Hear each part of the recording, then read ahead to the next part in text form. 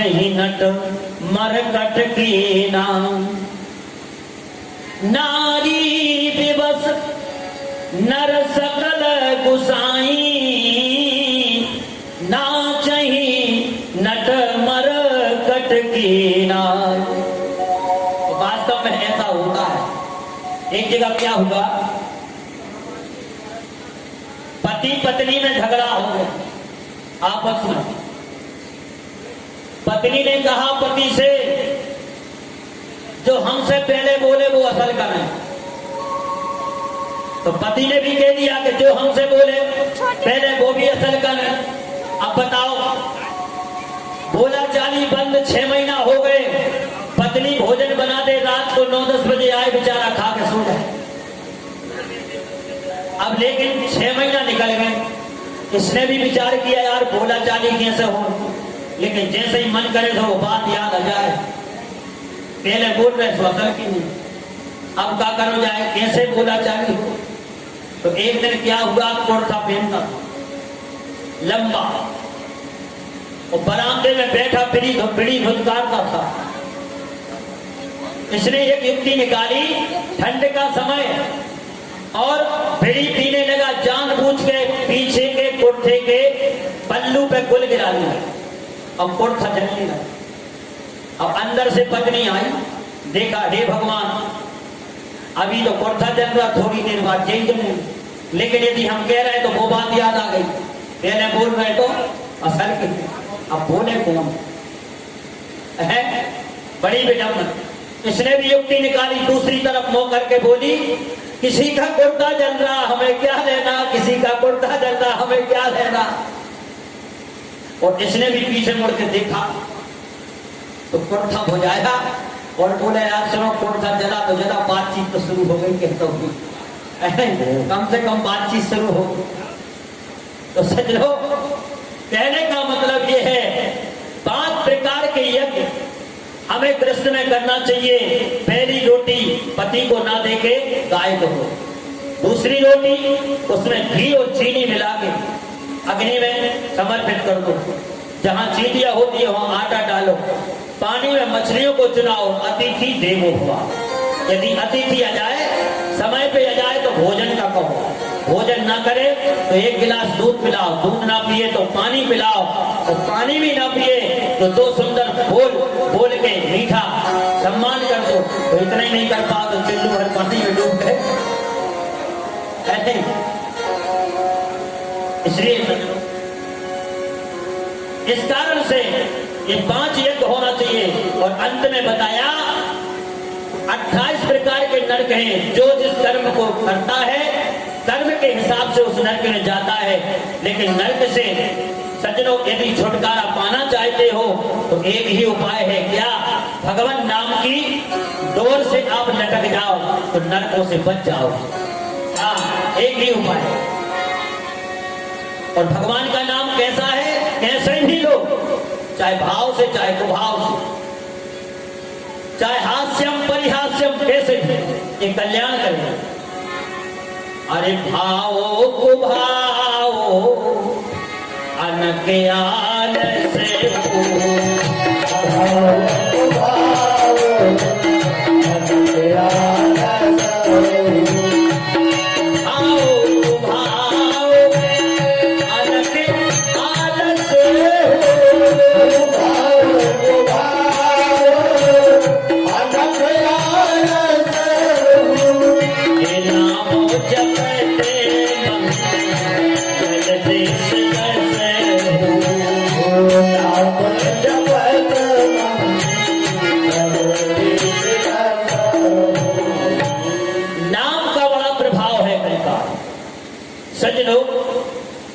अजामिल का उदाहरण दिया भागवत में। अपने बेटे मरते समय जब यमराज के दूत नरक में ले जा रहे थे तो अंतिम समय मरते समय इसके बेटा का नाम आ गया, नारायण। अच्छा, नाम भी ऐसा ही होना चाहिए। नाम किसी महापुरुष से रखवाओ, संतों से रखवाओ, आचार्य से रखवाओ, विद्वानों से रखवाओ।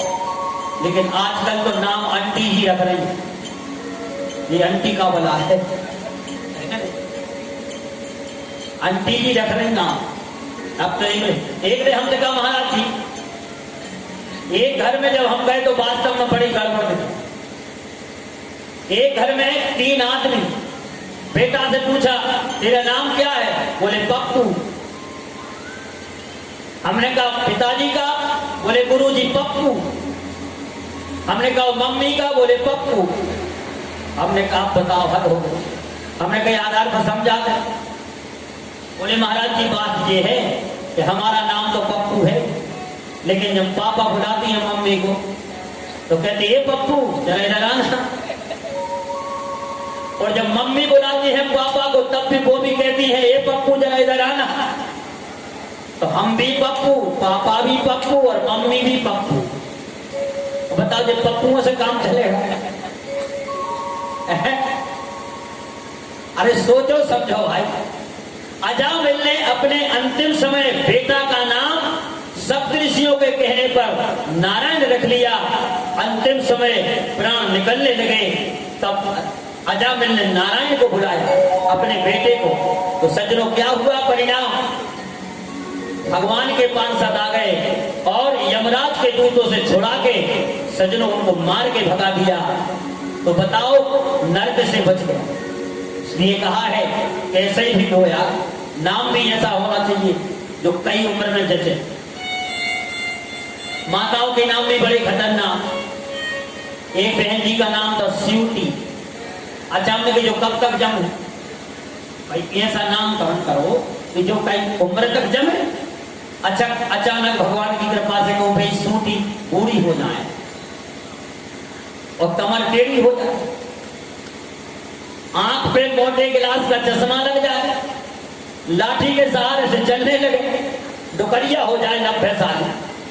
अच्छा, और कहीं नाती पोता आके कहते हैं सूटी बहू, बताओ जब है का?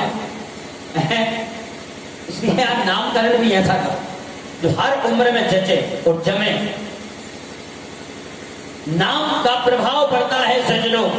इसलिए अजामिल ने अपने बेटे का नाम लिया और भगवान के पार्षद आए और यमराज के फंदे से छुड़ा दिया। इसलिए कहा है नाम कल्याण ही करे। भाओ तो भाओ अनखे आप दसे हो, भाव तो भाव अनखे आप दसे हो, नाम जगत मंगल जैसे दसे हो, नाम जगत मंगल जैसे दसे हो। किसी भी प्रकार से जहर को चाहे शौक से खाओ और चाहे धोखे से मारेगा, नाम को चाहे भाव से, कुभाव से, अनब से, आलस से कैसे भी लो, ये तारे। और 7वें स्कंद में सज्जनों आज परीक्षित ने प्रश्न किया कि एक बात बताओ गुरुजी, ये सारी सृष्टि परमात्मा बनाता है, चाहे राक्षस हो, चाहे मानव हो, चाहे दानव हो, लेकिन एक बात समझ में नहीं आई, भगवान भेद करता है। राक्षसों को जब देखो जब मारता ही रहता है, देवताओं को बचाता है। लेकिन लिखा क्या है शास्त्रों में? संप्रिया सुहृद ब्राह्मण भूतानां भगवान स्वयं। भगवान तो जब सबको बनाता है तो समदृष्टि रखना चाहिए है? लेकिन ये तो भेद बुद्धि दिखाई दे रही है। कारण क्या है? तब कहा श्री सुखदेव स्वामी ने कहा राजन ऐसी बात नहीं है। और इंद्र स्वार्थे कथम दैत्यान बदीत विषयो यथा, तो लिखा भी है अखिल विश्व जग मोरे उपाया, सब पर दो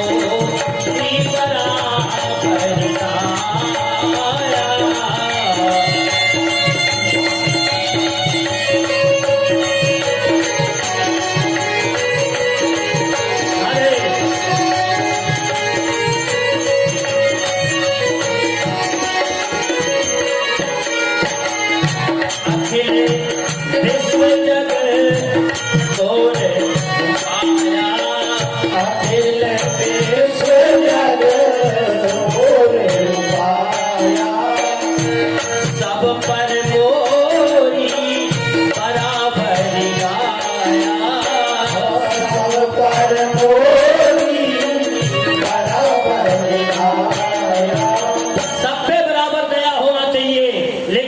देखो जब राक्षसों को मारते रहते हैं, देवताओं को बचाते रहते हैं, तब सुखदेव स्वामी ने कहा परीक्षित सुनो, क्या देवताओं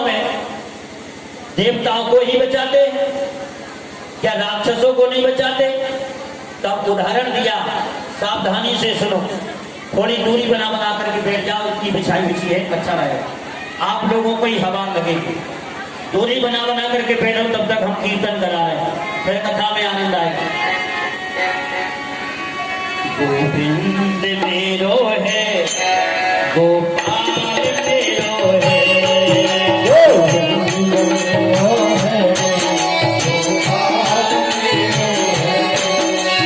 गोविंद मेरो है, गोपाल मेरो है, गोविंद मेरो है, गोपाल मेरो है, गोविंद मेरो है, गोपाल मेरो है, गोविंद मेरो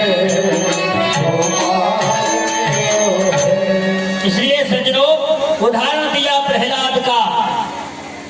राक्षसों में सजनो हिरण्याकश्यप का बेटा प्रहलाद, बताओ ये कौन खानदान का है? राक्षसी खानदान। जब हिरण्याक्ष मारा गया, हिरण्याकश्यप ने पैर बांध लिया, हम नारायण से और बदला लेंगे। तो सजनो जब गया, ब्रह्मा जी को प्रसन्न किया और ब्रह्मा जी से एक ही वरदान मांगा, क्या? अरे हम काहू के मरही